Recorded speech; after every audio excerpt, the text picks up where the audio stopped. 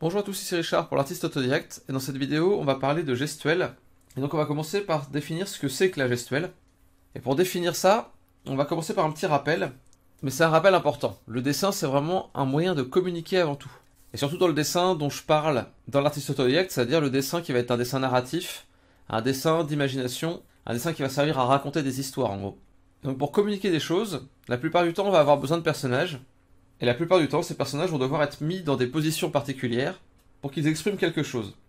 Et donc la gestuelle c'est ça va être l'art de créer la pose pour le personnage pour qu'il exprime quelque chose.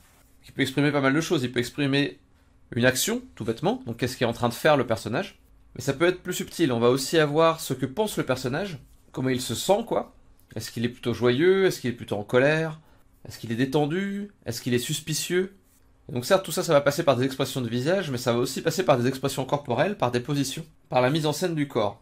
On va pouvoir aussi exprimer de la subtilité là-dedans, c'est-à-dire la condition dans laquelle le personnage fait ce qu'il fait. Est-ce qu'il est déséquilibré? Est-ce qu'il est en train de se protéger de la pluie? Est-ce qu'il se défend d'une attaque? Est-ce qu'il est ébloui? Est-ce qu'il fait extrêmement chaud, extrêmement froid, etc. Tout ça, on va pouvoir le faire passer aussi.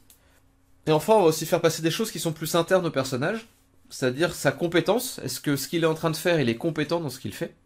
Donc est-ce qu'il va le faire avec assurance? Ou plutôt avec maladresse? Est-ce qu'il va être plutôt bien campé? Est-ce qu'il va être hésitant? Ce genre de choses. Et on va aussi faire passer la personnalité profonde du personnage. Est-ce que c'est un personnage qui est plutôt avare? Est-ce que c'est un personnage qui est plutôt tout le temps détendu? Ou est-ce que c'est un personnage plutôt nerveux? Donc vous voyez que tout ça, ça donne plein de paramètres avec lesquels jouer pour poser un personnage de manière cohérente et vraiment le faire vivre. Parce que l'objectif du dessin de personnage, du dessin de personne et du character design, ça va être de faire ressentir des choses et de créer des vraies personnes, plus que des personnages en fait. On va essayer de créer de la vie, d'insuffler de la vie dans les personnages. Là je vous montre deux exemples. C'est des dessins de Jem Lim pour League of Legends. Ça c'est des dessins de Shin Kim pour je sais plus quel projet, Zootopie peut-être. Ou alors peut-être juste pour une pièce de portfolio, je sais plus. Mais vous voyez qu'en regardant les mouvements, on peut dire des choses sur les personnages. En l'occurrence, les actions sont pas forcément extrêmement limpides, mais par contre on peut dire quelque chose sur sa personnalité, sur la confiance qu'elle incarne. Avec un côté assez joueur, un côté à la fois sympathique mais dangereux. Et ici on peut voir dans chacune des poses, donc là pour le coup c'est du cinéma d'animation, et c'est vraiment là où on va pouvoir trouver le plus de poses qui expriment la personnalité vraiment. C'est vraiment au cœur du travail de l'animateur et du character designer dans le cinéma d'animation. Et donc dans chaque pose, on voit tout ce que j'ai dit. On voit la personnalité de la souris, mais aussi très clairement ce qu'elle est en train de faire, ou ce qu'elle s'apprête à faire, ce qu'elle vient de faire, ainsi que l'énergie et la compétence qu'elle met. Donc c'est vraiment tous ces trucs-là qu'on va essayer de travailler dans tous les cours qui concernent la gestuelle. Et je vais pas mal m'appuyer sur des exemples qui viennent du cinéma d'animation. Parce que même si vous voulez travailler dans d'autres domaines, comme, je sais pas, le jeu vidéo ou la bande dessinée, il y a beaucoup de leçons à apprendre des gens qui travaillent pour le cinéma d'animation, qui savent vraiment créer les bonnes gestuelles pour leurs personnages. Mais quand on parle de bonne gestuelle d'ailleurs, c'est quoi une bonne gestuelle? Alors une bonne gestuelle, ça va être une gestuelle qui va être spécifique au personnage, c'est-à-dire qu'on va prendre en compte toutes les caractéristiques du personnage pour le positionner comme il doit être. À la fois ses caractéristiques en termes de caractère, mais en termes de capacité aussi. Là on voit que sur ces personnages-là, donc là c'est des personnages de Nicolas Marley pour Kung Fu Panda, et là ça doit être Larry Ray, je crois, encore pour League of Legends. Et on voit que là, le poulet ne va pas se battre du tout de la même manière que la panthère des neiges. Leurs membres font pas la même taille, leur agilité va pas forcément être la même, et leur caractère va pas être le même non plus. Et je vous conseille d'ailleurs de regarder le travail de Nicolas Marley, que ça soit sur Dragon ou sur Kung Fu Panda. Si vous vous intéressez à la gestuelle, c'est vraiment des mines d'or en fait. Et ici, on voit que pour les personnages de jeux vidéo, on va surtout se référer aux capacités. Et c'est super important de montrer clairement les capacités d'un personnage, et montrer ses armes, sa puissance, et le style de combat qui va pouvoir le caractériser. Parce que ça va être une grande partie de l'identification du joueur au personnage. Et il faut vraiment que dans un jeu, surtout c'est un jeu d'affrontement, on ait des personnages qui agissent et interagissent tous de manière assez différente. Que ne serait-ce qu'avec leur silhouette, avec leur pose, on comprenne qui est ce personnage. C'est particulièrement vrai dans les jeux de combat, par exemple. Et d'autant plus maintenant qu'on a beaucoup de personnages qui vont avoir ce qu'on appelle des skins, c'est-à-dire des vêtements, mais même plus que ça, parfois c'est carrément des changements physiques assez drastiques, qui vont être assez différents. Et ce qui va permettre de reconnaître toujours le personnage, ça va être sa gestuelle, ses poses. Donc ensuite, une bonne gestuelle, c'est aussi une gestuelle qui va faire passer une intention. Donc il faut que l'action soit claire, qu'on comprenne exactement ce qu'est en train de faire le personnage. Et pour ça, on va souvent pousser et caricaturer le mouvement. puisque là on est en train de travailler sur des poses statiques, et vu qu'on n'a pas l'ensemble du mouvement, il faut accentuer la seule étape qu'on a, donc la seule image qu'on a, pour que l'image soit vraiment claire et qu'on comprenne ce qui se passe. C'est ça qui va apporter la vie au dessin.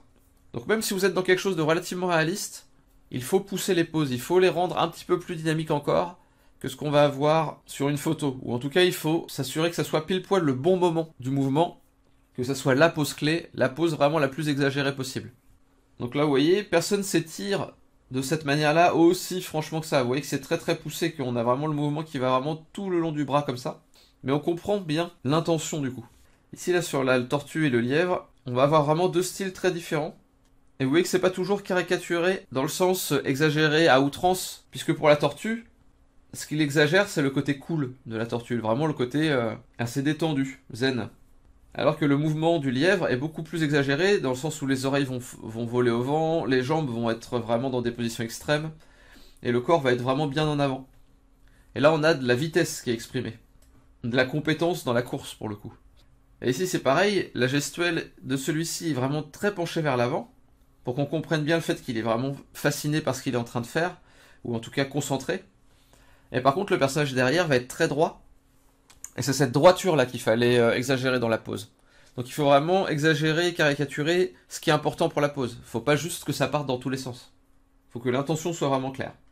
Et enfin, une bonne gestuelle, ça va être une gestuelle qui est non pas réaliste, mais qui est crédible. C'est pour ça que j'ai écrit réaliste et que je l'ai barré. Parce qu'en fait, le réalisme, on s'en moque un peu. Même si on fait du dessin réaliste, ce qui compte, c'est surtout que ça soit crédible. Après, c'est du dessin, on peut toujours tricher un petit peu avec la réalité.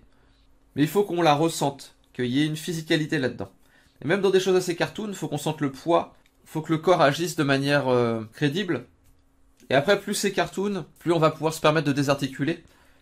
Mais la plupart du temps, on va essayer quand même d'avoir des jointures qui fonctionnent correctement, des pieds qui soient bien ancrés dans le sol, et tout un tas de choses qui vont donner au spectateur la possibilité de comprendre ce qui se passe, sans avoir à se poser de questions sur le sens de telle ou telle partie du corps. Donc on voit bien ça sur les personnages en bas là, qui sont des personnages de Watertulp, je crois, qui ont beaucoup de poids. On sent la façon dont ils sont assis. Surtout sur le dernier là, on sent vraiment les fesses qui sont en contact avec le petit tabouret.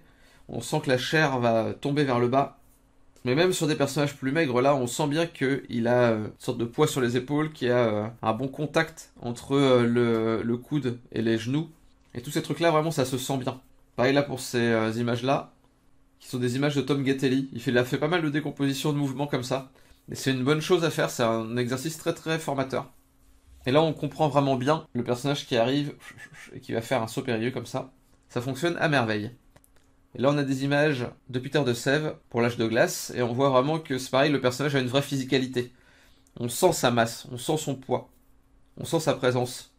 Et ça c'est quelque chose qui est vraiment important à rechercher. Donc voilà, une bonne gestuelle, c'est une gestuelle spécifique au personnage qui fait passer une intention et qui est crédible. Donc vous pouvez retenir le sigle SIC pour garder ça en tête à chaque fois que vous essayez de poser un perso. Donc évidemment tout ça, ça s'apprend pas instantanément avec juste cette présentation là. C'est des choses qu'on va beaucoup travailler dans les cours à venir. Et donc je vais vous montrer un petit peu tout ce qu'il y a à apprendre pour faire une bonne gestuelle. Donc pendant les cours, on va voir le concept de ligne de force, que vous avez déjà vu si vous avez suivi les cours de dessin. Mais les appliquer au personnage, c'est vraiment important.